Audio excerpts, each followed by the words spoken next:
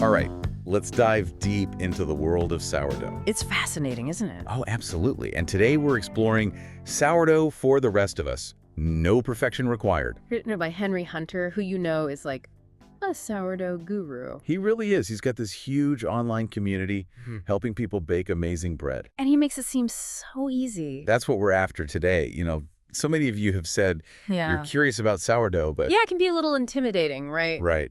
It seems complicated, all that starter talk, the long process. That's why we're here to break it down, show you it doesn't have to be perfect. We'll pull out Henry's best tips, debunk some myths. And share some hilarious stories from his community. Oh, they've seen it all. So by the end, you'll be ready to try it yourself. Without the stress, just the joy of baking. Let's start with the heart of it all. The sourdough starter. Ah, yes. I think people hear starter and imagine, like, a chemistry set. It's way simpler than it sounds. That's good to know. So what is it really? Just flour and water mixed up. That's it. That's the base. But then the magic happens. Over time, it ferments. Ferments, meaning? Wild yeasts and bacteria start growing in there. They're what gives sourdough its unique flavor. So not yeast from a packet like in regular bread. Nope, this is all natural, from the air, flour, everywhere. Wow. Henry calls the starter a drama queen. Even says to give it a name. I love that. It's like your little baking buddy. Is that just for fun, or does it actually, I don't know, help the process? I think it does something. When you name it, you care for it more, you're checking on it. It's less like goo in a jar. Bob the starter sounds way more fun to work with. Right.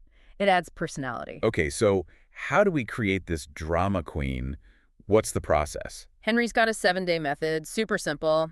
Day 1, just that flour and water mix. Equal parts. Equal parts, yep.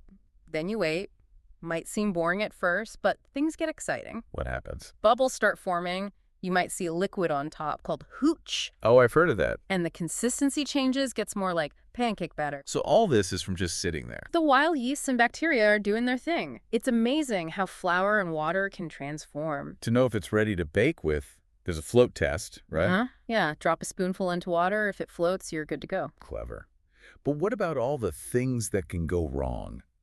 I've heard horror stories about starters smelling weird, getting moldy. Don't worry, Henry's book has a whole section, answers real questions people ask him online. So it's like getting advice from a pro. Exactly. Like, have you heard the one about the nail polish remover smell? Oh, yeah. Does that mean it's, like, dying? It's hungry. That smell means the yeast needs more food, so you got to feed it more often. So, like, giving it more flour and water? Yep. It's basically saying, hey, I'm starving here. Makes sense. What about black spots? I've seen those. Are they bad? If it's fuzzy, that's mold. Got to toss it. But if it's just dark liquid, that's hooch. Totally normal. Oh, okay. So not all spots are bad. Nope. You can stir it back in or pour some off either way. Another thing I've wondered about the water we use. Does chlorine in tap water mess things up? Some starters are tough, handle it fine. But if yours is finicky or your water's super chlorinated, better to use filtered. It's like paying attention to what it needs, almost like a pet, right? Exactly. Once your starter's happy, bubbling away, Henry's got tips for keeping it going long term. So we don't have to bake with it constantly. Nope. You can store it in the fridge, slows things down, then revive it with the 1.1.1 method. Which is? 1 part starter, 1 part flour, 1 part water. Mix it up, it wakes back up. Handy. Any other tips? He suggests a little rye flour and honey sometimes, like a boost for the good bacteria. Like a spa day for our drama queen starter. Exactly. Keep it happy, it'll reward you with amazing bread. I'm ready to meet my new sourdough buddy. Yeah. So once the starter's going, what's next? Let's talk about a technique that'll make your dough rise beautifully and taste incredible. I'm all ears. It's called fermentalize. Like autolyze, but even better. Tell me more. You mix the flour, water, and the starter all at once. Oh, interesting. Why right away? It gets the fermentation going earlier, develops the gluten faster, means less kneading for you. I'm liking the sound of that. And the flavor is amazing because the yeast has more time to work its magic. So faster, tastier. What's the catch? No catch. Especially great if you live somewhere cooler. Dough might take longer to rise otherwise. Makes sense. How do we know it's working? You'll see tiny bubbles on the dough. It'll feel smooth, stretchy, not tear easily. Like a good gluten test. Exactly. To use it, just swap out the autolyze step in any recipe with fermentalize. Easy enough. Okay, so now for the moment I know everyone's been waiting for. Henry's foolproof loaf recipe. This one's a winner. tried and tested by tons of people, beginners and pros alike. What makes it so special? It's got a 75% hydration level, good starting point, and uses coil folding instead of stretch and fold. Coil folding, what's that? It's gentler. You lift the dough and kind of roll it inwards, like making a spiral. Ah, I've seen that in some videos. It looks so smooth. It is, and it helps the dough rise beautifully without being overworked. And the recipe takes us through every step. Every step, from mixing with a special technique called roubode mixing, And taking notes? to shaping, proofing, even scoring the loaf for those fancy designs. And already picturing it, gold and brown, crispy crust. He even gives tips for freezing the dough before scoring if you want super intricate patterns. Yeah, he's thought of everything. But what if we mess up? Even with a foolproof recipe, I'm sure I can find a way. Oh, absolutely. Sourdough can be unpredictable, but Henry's got a whole chapter on troubleshooting. Like a sourdough first aid kit. Exactly. Sticky dough, dense loaves, pale crusts. He's got solutions for it all. Even reviving a neglected starter. Oh no, is that possible? He actually uses a CPR analogy for it. Quite clever. Okay, that makes me feel better, knowing there's hope, even if things go wrong. And if you need even more help, he links to a whole troubleshooting guide on his blog. So helpful. I know a lot of people are intimidated by the time commitment of sourdough. Does he address that? Absolutely. He gets it. It can seem like a lot, but he's got schedules to fit different lifestyles. Like what? The 9-to-5 baker, perfect if you work during the day. Then there's the weekend warrior for more relaxed baking. So you can have a sourdough life even with a busy schedule. Right. He's even got schedules for night owls and forgetful bakers. Shows how adaptable it can be. Wow, that's impressive. He even tells this story about a baker who took her starter on a road trip in her bra. Oh, yeah. Dedication right there. It's amazing what people do for their sourdough. So we've got the starter, the techniques, the schedules. Now I'm really curious about the science behind it all, the yeast, bacteria, how it all works together to make those magical loaves. Let's dive into that next. We'll break it down so it's easy to understand and see how it actually impacts your baking. Can't wait. Welcome back to our sourdough deep dive. We've covered so much, from creating the starter to that fermentalized technique. And a sneak peek at Henry's foolproof loaf recipe. But now it's time to get geeky. Oh, I love getting geeky. We're going to look at the science behind sourdough, what makes it so special. But don't worry, we'll keep it simple. Focus on what actually matters for your baking. So, like, what's going on in that dough at a microscopic level? It's kind of mind-blowing to think about. It really is. You've got this whole tiny world happening, yeast and bacteria working together. It's a team effort. Yeah, like a little sourdough party going on. Okay, I'm picturing it. So who are the party guests? The main players are yeast and bacteria. Think of yeast as the energetic one. Okay, the life of the party. Right. It eats up the sugars in the flour and burps out carbon dioxide. And that makes the bubbles. Exactly. Those bubbles give sourdough its rise, that airy texture. So yeast is responsible for the fluffiness. You got it. And yeast loves warmth. That's why dough rises better in a warm spot. But too hot and If it gets too hot, the yeast can die off, and then no more bubbles. Flatbread. sad flatbread. So we got to keep the yeast happy, but not too happy. It's a balance. Now, on the other side, we've got the bacteria. They're more chill. Okay, the laid-back guests at the party. They're like the chefs, adding flavor. They eat sugars too, but instead of gas, they produce acids. Acids. Like vinegar. Yeah, similar. Lactic acid and acetic acid, they give sourdough that tang. So it's not just the yeast. The bacteria play a big role in the A taste. huge role.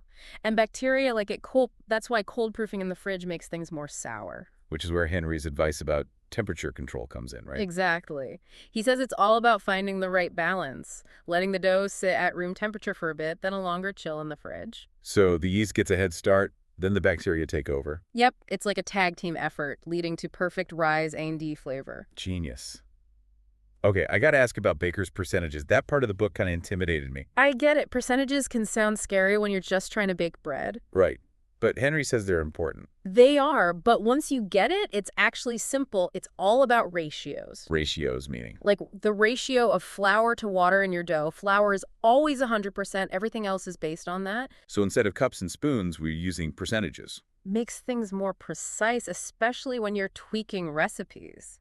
Can you give an example? Sure, if a recipe says 75% hydration, that means for every 100 grams of flour, you use 75 grams of water. Oh, I see. So it's not about complicated math, more like understanding proportions. Exactly. And once you get the hang of it, you can adjust hydration to get different textures. Like a wetter dough for more holes, right? You got it. A lower hydration will be denser, easier to handle. Higher hydration gets you that open, airy crumb. So it's a tool for controlling the outcome. I like that. It gives you flexibility. You're not stuck with just one way of doing things. This is making so much more sense now. Warmer for the yeast, cooler for the bacteria, percentages for texture control. You're getting it. It's science meeting art. That's what makes sourdough so fascinating. Okay, now I'm excited to move beyond the basic loaf. Try some of Henry's other recipes. Oh yeah, he's got some good ones. The soft sandwich sourdough sounds amazing. Perfect timing. I was just thinking about sandwiches. What makes it different? It's baked in a loaf pan, so the crust is softer, perfect for slicing. Gotcha. So no more ripped up sandwich bread. Right. Plus, he adds honey and milk to the dough, makes it extra tender and slightly sweet. That sounds incredible. Does baking in a pan change things much? Actually, it makes it easier. The pan traps steam, so you get a nice crust without needing a Dutch oven. Oh, so no special equipment required. No, just a regular loaf pan. Yeah. And he still gives troubleshooting tips, like what to do if the crumb is too dense or the crust is pale. He's really thought of everything. Oh, Okay, let's talk tools and hacks. You know I love a good DIY solution. Henry's got you covered there, too. If you don't have a Dutch oven, you can use a cast iron skillet with the bowl on top to create steam. I have both of those things. So smart. And instead of a banneton, you know those fancy proofing baskets, a bowl lined with a tea towel works just fine. I love how resourceful these tips are. It makes sourdough baking feel less intimidating, right? Like you don't need a whole special setup. Exactly. What about proofing? Keeping the dough warm and humid. You can make a DIY proofing box using your oven light and a bowl of hot water. Works like a charm. These hacks are amazing. But for those who want to invest in some pro tools, what does Henry recommend? He loves the Bruden Taylor folding proofer. Perfect for controlling the temperature, which is key for sourdough. I've heard good things about that one. But it's not Oh. just for bread, right? Nope, super versatile. You can use it for slow cooking, yogurt, even tempering chocolate. Wow, that's a lot of uses for one appliance. And it folds up for storage, which I appreciate. Space saving is key. He also recommends their baking shell. It's like a lightweight Dutch oven. I've been eyeing that one. It's great to get recommendations from someone like Henry who knows his stuff. He definitely does. But you know, it's not just about tools and techniques. Yes, is there? The community aspect of sourdough is huge. Henry really emphasizes that in his book. It's so true. Baking can feel solitary sometimes, but it doesn't have to be. He shares stories from his online group, people helping each other, celebrating successes, even laughing at their baking fails. I love that. It makes you realize you're not alone. Like that story about Rebecca baking on her grill during a power outage. Talk about dedication. Or Mia and her starter in a bra. That's legendary at this point. It shows the lengths people go to for their sourdough, Yeah. but also the humor in it all. Right. Even experienced bakers have those oops moments. It makes it less intimidating for the rest of us. Exactly. It's about sharing, learning from each other, and not taking things too seriously. I love that. It's not about being perfect. It's about the journey, the community. And that's what makes sourdough so special. It's more than just bread, it's a whole experience. So well said. I'm feeling inspired, ready to try all these new things. That's what we like to hear. Welcome back for the final part of our sourdough journey. I hope you're feeling ready to bake some amazing bread. We've covered a lot, from starters to the science behind it all, but now let's bring it all together. Right, let's recap what we've learned from Henry and his book. If you remember at the beginning, you said you felt intimidated by sourdough. Oh, definitely. It seemed so complicated. But Henry's whole point is, it doesn't have to be. That's such a relief. Sourdough for the rest of us, it's right there in the title. You don't have to be a pro baker to enjoy this. Exactly. Anyone can do it, with a little patience and a willingness to learn. And maybe embrace a few imperfections along the way. Oh, absolutely. It's not about being perfect every time. It's more about the process, the journey. It's about connecting with something ancient, slowing down, making something with your own hands. And even those failures we talked about, they're part of it. They are. Every loaf teaches you something, whether it's perfect or a little wonky. It's all part of the learning curve. And one thing I love about Henry's book is the focus on community. Me too. It makes you feel less alone in your sourdough adventures. He shares so many stories from his online group, people helping each other, sharing tips. And celebrating their successes and their hilarious fails. Right. Like Rebecca baking on her grill during a power outage. Talk about resourcefulness. For Mia, traveling with her starter and her bra, it's become a legend. These stories show how dedicated people are to their sourdough. But also that even experienced bakers have those oops moments. It makes it less scary for the rest of us. It takes the pressure off. It's about sharing, learning, and having fun with it. So it's not just about the bread, it's about the whole experience. Exactly. And remember, sourdough can be adapted to fit your life. Henry's schedules prove that. The 9-to-5 baker, the weekend warrior, even the forgetful baker. There's a way to make it work no matter how busy you are. It's about finding what works for you and your starter. And you don't need fancy equipment either. A cast iron skillet, a tea towel, even your oven light can become sourdough tools. Those DIY hacks are game changers. It's all about being creative. So for our listeners who are ready to start their sourdough journey, what's our final piece of advice? Just go for it. Don't be afraid to experiment, to make mistakes.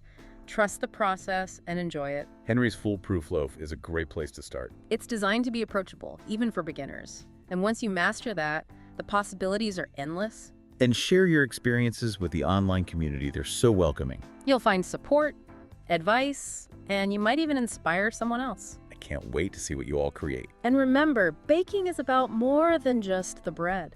It's about slowing down, connecting with a tradition, And creating something beautiful and delicious with your own hands. Happy baking, everyone!